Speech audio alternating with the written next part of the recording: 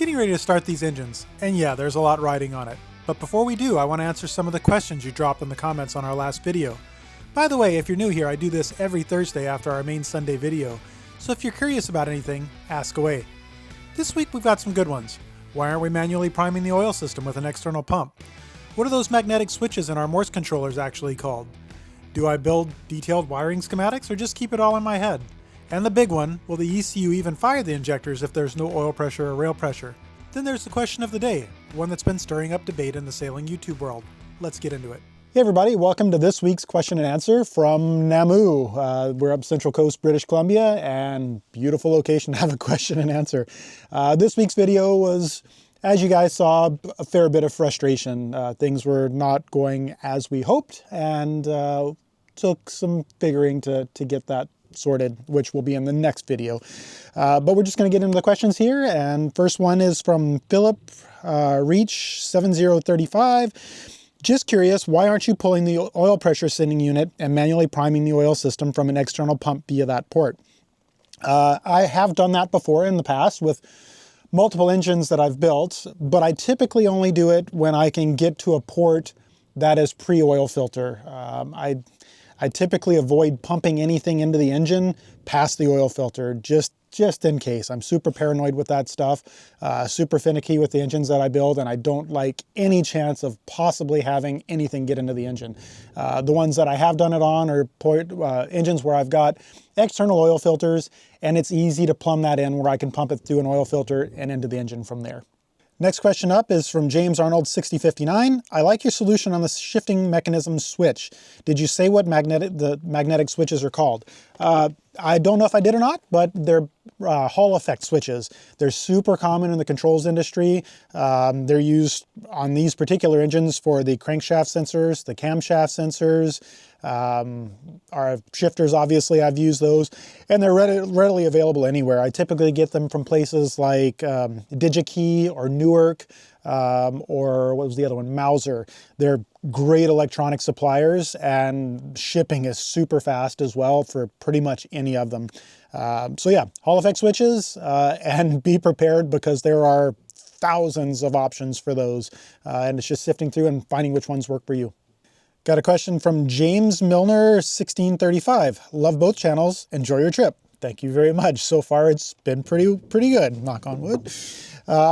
In regards to the twisted shielded cables, do you ground both ends or only one end to prevent ground loop, which could carry current? Definitely only one end. That is a big thing with any sort of engine management or electronic management in general. Only one end of that shielded cable is grounded. It's just a drain for any RF that's getting in there. If you connect it at both ends to ground, like you said, you get current loops, which can cause their own problems. So one end grounded only. We have a question from Bryn Rogers 5081. When I built a small block Chevy, I would chuck up a thin steel tube with the end flattened to drive the oil pump in place of the distributor. Is your oil pump driven by an accessory belt? Unlikely. If so, could you do the same trick and see if you can externally drive the pump? If it is driven by a chain or gears from the crank, likely no can do. Yes, in this particular instance, no can do. The pumps are actually packed in behind the timing cover, and they are 100% gear driven. There's no way to spin them short of turning the engine over, but I do come up with a solution for that. So that, I believe, is going to be in the next video here. You'll see what I did for that. Cody Schwartz 997 asked, can your ECU not fire injectors until oil pressure and rail pressure are met? Also, are you considering running a backup throttle and trans control with some knobs and switches, just in case your throttle shift controllers fail at the wrong time? I would guess you could just run it off the laptop. What ECU are you running? So the Balder ECU, it's, I mean, immensely programmable. There is even custom programming that the end user can do in that ECU as well. Balder's done a really good job of making these very versatile units. And yes, you can set them up to not fire injectors until you get oil pressure. They already don't fire the injectors until you have X amount of rail pressure. So yeah, there's things that you can do there for sure. As far as the backup controllers, maybe something if I have some time and want a little pet project later, it'd be fairly easy to do. In this particular case, I could just run rocker switches and some rheostats. Wouldn't be overly difficult to do. That being said, yes, I can control all of that through the ECU. It'd be a little bit more awkward because I'd be programming values in rather than just turning a knob. But yes, in a limp home situation, I 100% could get the shifting working as I want it to. And then lastly, what ECU are you using? We're using the Balder management or Balder Control Systems DID1, which is a common rail specific unit, although I'm pretty sure it can do most kinds of any electronic control diesel engines, but it's specifically set up to run common rail diesel injectors. Next question is from Edward Cassell, 3789. Blaine, in case I missed it somewhere, do you make your own wiring schematics for the ECUs and engine modifications you are making? Hats off to you in figuring out all this stuff if you aren't. I have a background in engineering, so I was used to drawing schematics for all kinds of things, and it's a lot of work. Yes, it is an immense amount of work. Just wondering, love watching you guys from time to time. So short answer, no. What I do have, and what I always make when I'm building out harnesses, is I do have pinouts for the ECU. Wiring harnesses wiring diagrams are a little bit less critical for me. I keep a lot of that stuff in here. However, the pinouts are the most critical thing for me, where that way I know where things are going on the ECU. Maybe one day I'll do wiring diagrams. Honestly, for wiring harnesses that I built for engines, these are pretty simple. There's not a lot to them, so they're pretty easy for me to keep track of. But no, I haven't done any wiring diagrams as yet, and so far it's been okay. But I pity the fool that's got to work on this stuff later. Next question up is from Chris Parent, SP6XQ. Is there an option to plumb in an electric pre-oiler pump? I envision the ECU required to see a certain amount of oil pressure before allowing fuel flow. Honestly, I touched on this a bit before. I could pretty much do anything with the DID1 ECUs. I could set a pre-oiler to automatically engage when the key is turned on and wait a certain amount of time before it attempted to even start the engine, and then wait until oil pressure is built before it would actually fire. So yes, there's a huge amount of things that I could do with that. From what I have heard though, and this is from people very involved in the industry that have been doing this for far longer than I have, specific Cummins engine experience, that's not a worry point on these engines. That's not a point that they fail from. That's not a point that ever really becomes an issue. Apparently the oil systems are super robust, so pretty low on the priorities to do anything like that. Next question up we have from Smoked and Slammed. How come you didn't go with a Haltech ECU Master AEM Civex? I get that last one, mega pricey. Oh yeah, they are. Is that one just fully customizable for diesel?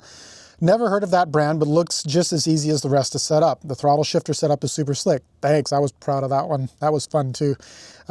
Easy spares to carry instead of cables you have to worry about gumming up.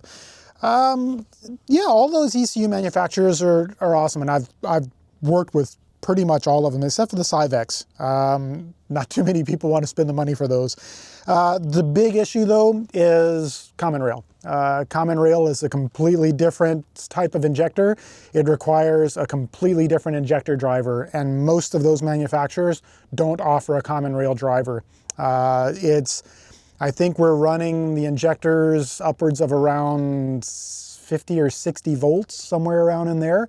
And they require a lot of current as well to open and close. So, I mean, I think they're like a 15 amp or something like that. It's huge. And those ECUs just can't do that. I know that there's some drivers that you can buy that are external drivers, but then it's just one more thing. And quite honestly, the Balder ECUs on price point, you just can't beat them. I found them, I looked at a couple, I can't remember what one was. I know there might be some Motec options, but like Civex, that stuff is unobtainium, really steep price tags for that. The Balder just checked all the boxes, and so far they've been phenomenal. I think we're sitting at coming up on 3,000 nautical miles on these, and short of some growing pains in the first week of running these, maybe even the first couple of days of running them, I've had zero issues. They've been phenomenal. They've done everything that I need them to do, and they've done it well. Next question up is from Kevin David, WH8. I've been waiting for this ECU series. Awesome. Glad you like it. And what is the model number of the ECUs? So these ECUs in specific are the Balder DID1s. All of his ECUs are pretty short model numbers. Yeah, so it's the DID1s specifically set up for common rail injection. And also currently working through some things in my head right now on how to get a more in-depth video on the tuning aspects of these, getting right down into all the options that you have within the software. But that's going to take me a little bit to get to the point where it's not going to put people to sleep. Next question up is from Liam Greenwood. A couple of questions. Are you carrying a spare ECU, and can you download, save your active configurations and flash them to a spare ECU? Been looking forward to this part of your project. Yes to both questions. I carry 2 spare ECUs, and they're actually both upgraded ECUs, and the configurations are easily saved and easily flashed. It's like a 5-second process to open a file and 10-second process to open a file and flash it to any of the ECUs. So all of that's super easy. And over the next couple of videos, you'll see why we had a couple of spare upgraded ECUs ready to go. Next question up is from KKM. Have you had the BMS on your LFP pack randomly cut out before? Never randomly. There's always a reason for it. The BMS that I use, it's the Orion BMS 2, and they're pretty good units. Probably one of the better ones out there, I would say. So no, never any random disconnects, but I have had some unexpected disconnects where I, was programming something or whatever, and the BMS is set pretty conservatively, and it's kicked the contactor for whatever reason. Usually what it is when I'm playing around with my charge cycles or my charge voltages, and I'm kind of bumping my limits up a little bit, and it'll trip the over voltage, which, like I said, super conservatively set, so over voltages are way low, and it'll trip that out. So yeah, it has happened a couple of times, but never randomly, always for a reason. Thanks everybody for making it to the end here. We're at the question of the day. And this week it's from Greg Vanderlee 2553. Super Skills Blaine, thank you very much. After all of your electronics and wiring, have you experienced any stray currents? Now this is a fantastic question, and this is super relevant. Right now there's stories everywhere on other major sailing channels about stray current. Some of you have probably seen some, such as the Winds. They had some pretty big issues on their new Cat. It's an issue, and on an aluminum boat, stray currents can become pretty problematic pretty quickly. So far, I haven't noticed any. That being said, I'm constantly upgrading and sorting out old wiring on this boat and making improvements on everything. There are a few things that I want to do on the engines, such as alternator isolations and things like that, just to make sure there is no grounding to any of that. It would be back to the battery. And I do want to keep some isolation in other places as well. Unfortunately, wiring on boats there's so much conflicting information, and there are so many conflicting viewpoints on how to do it, especially on aluminum boats. And honestly, you just have to go with one and stick to your guns. I am planning to go the route of the isolation, keeping all my systems isolated and keeping them isolated from the hull itself, running ground plates underwater.